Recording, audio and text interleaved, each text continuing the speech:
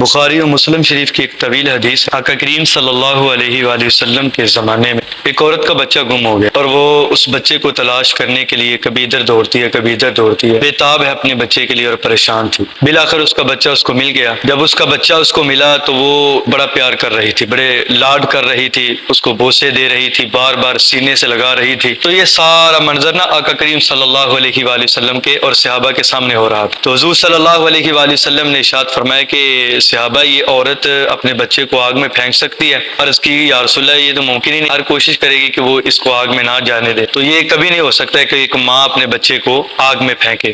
تو اس وقت حضور صلی اللہ علیہ وآلہ وسلم نے ارشاد فرمایا کہ میرے غلامو، جس طرح یہ ماں اپنے بچے سے محبت کرتی ہے نا، اس سے کئی گنا زیادہ اللہ اپنے بندے سے محبت کرتا ہے۔ اللہ اپنے بندے سے اس سے بہت زیادہ پیار کرتا ہے۔ حضرت عمر فاروق رضی اللہ تعالی عنہ کا زمانہ تھا، عورت آپ کے پاس آئی اور کہتی ہے کہ اے امیر المؤمنین، اللہ اپنے بندوں سے کتنی محبت کرتا ہے۔ اس کے ہاتھ میں بچہ تھا، حضرت عمر رضی اللہ تعالیٰ عنہ نے کہا کہ اس کے بچے کو پکڑو اور آگ میں پھینک دو، اور اس کے بچے کو پکڑا تو وہ رونے لگ گئے۔ عمر رضی اللہ تعالیٰ عنہ کے سامنے ہاتھ جوڑ دی کہ میں غلطی ہوگی، میں نے سوال پوچھ لیا، ایسا میرے بچے کو آگ میں نہ ڈالا جائے، یہاں تک کہ مجھے آگ میں ڈال دیا جائے لیکن میرے بچے کو میرے سامنے آگ میں نہ جلایا جائے۔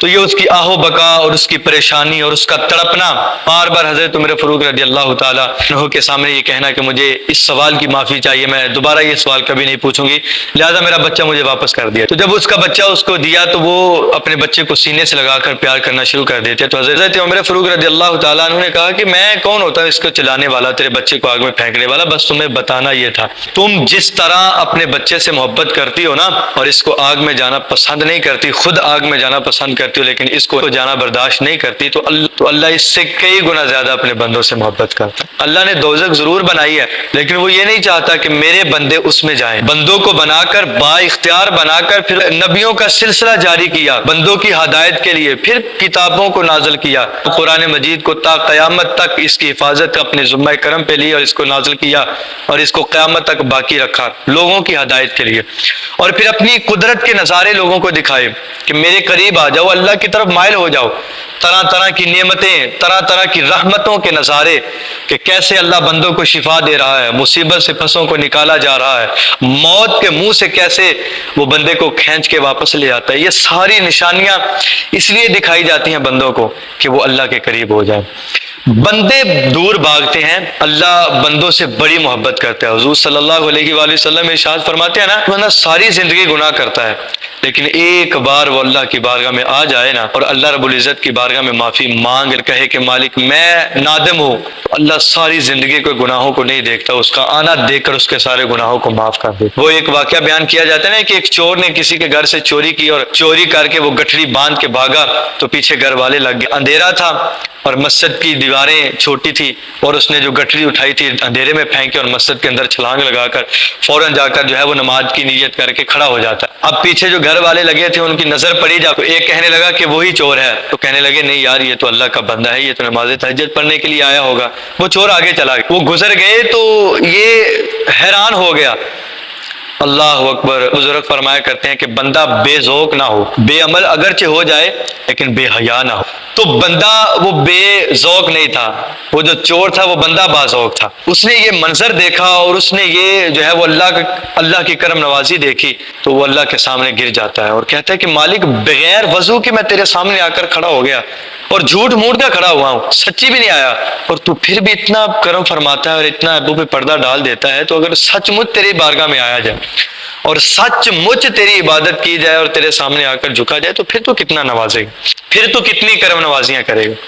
اللہ اتنی محبت بندے سے کرتا ہے، سارا دن صبح سے لے کر شام تک بندہ اللہ کی نافرمانیوں میں گزار دیتا ہے لیکن شام کے وقت اسی کے دسترخوان پہ بیٹھ کر کتنی نعمتیں کھا رہا ہوتا ہے اور اللہ رب العزت اس کو نعمتیں دے رہا ہوتا ہے، طرح طرح کی نعمتیں اس کو مل رہی ہوتی ہیں، حالانکہ وہ نافرمانیاں کر رہا ہے، دن رات شب و روز اس کا نافرمانیوں پہ ہے، لیکن اس کے باوجود وہ دھوپ بھی دے رہا ہوتا ہے، وہ چھائیں بھی دے رہا ہوتا ہے، وہ رحمتیں بھی دے رہا ہوتا ہے، وہ نعمتیں بھی دے رہا ہوتا ہے، وہ ہوائیں بھی دے رہا ہوتا ہے، وہ دن بھی لا رہا ہے، وہ راتیں بھی لا رہا ہے، اس بندے کو جو ہے وہ طرح طرح کی آرائش بھی دے رہا ہے، دولت بھی دے رہا ہے، مال بھی دے رہا ہے، اولاد بھی دے رہا ہے۔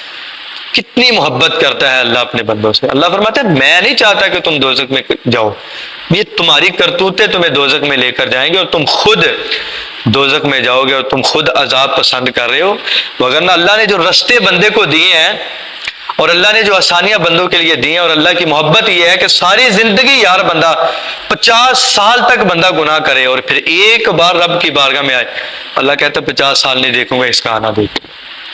اللہ نے یہ جو ساری چیزیں، یہ جو محبت کے زاویے اور یہ جو نبیوں کا سلسلہ جاری کرنا، کتابوں کا نازل کرنا، اپنی قدرتیں دکھانا، یہ اللہ نے اس لیے سب کچھ کیا ہے کہ بندوں کو پتہ چلے کہ اللہ کے قریب ہونا ہے. یہ سب کچھ اللہ نے انسان کو دکھانے کے لیے بنایا ہوا ہے کہ آ جانا کوئی ایسا ہے جس نے ان سب کو بنایا اور تیری خاطر بنایا ہے، اور اسی کے قریب آ جا. دنیا کبھی کسی پہ راضی نہیں ہوئی. بندہ مر کے قبر کی مٹی پہ چلا جاتا ہے لیکن لوگ اس پہ راضی نہیں ہوتے. وہ ایک لمحے میں راضی ہو جاتا ہے. تو پھر لوگوں کو راضی کیوں کرنا ہے؟ راضی کرنا ہے تو اس رب کو راضی کرے جو بڑا جلدی ہو جاتا ہے. اور اگر وہ راضی ہو گئے تو ساری دنیا تیری دیوانی ہو جائے گی اور ساری دنیا تیری غلام بن جائے گی. تو اللہ اپنے بندوں سے بڑی محبت کرتا ہے، بڑا پیار کرتا ہے. بندہ غفلت کا مارا ہے کہ وہ اللہ سے دور جا رہا ہے. یا ایھا الانسان ما غرک بربک الکریم، وہ بھاگے ہوئے انسان آ جانا پلٹ کے، تیرا رب تجھے پکار رہا ہے، تیرا رب تجھے بلا رہا ہے. بھلا ایسے بھی کسی کو پکارا جاتا ہے؟ لیکن وہ اپنے بندوں سے بڑی محبت کرتا ہے. بندے ہیں کہ اس کی محبت سے دور جاتے ہیں، خود ہی عذاب کو مول لے رہے ہوتے ہیں. تو بندے کو بھی چاہیے کہ اللہ سے محبت کرے. وہ کیا کسی نے کہا نا کہ ہماری بے وفائی پر بھی وہ اتنا پیار کرتے ہیں. اگر ہم با وفا ہوتے تو کیا ہوتا؟ اگر ہم اللہ کے قریب ہو جائیں تو پھر پتہ نہیں کیا کیا عظمتیں اللہ عطا فرما دے اور کیا کیا نعمتیں دے دے. یہ تو نافرمانیاں کرتے ہیں تو پھر بھی اللہ نواز رہا ہے، اور اگر ہم فرما بردار ہو جائیں تو پھر اللہ کتنی محبت فرمائے گا اور کتنا نوازے گا.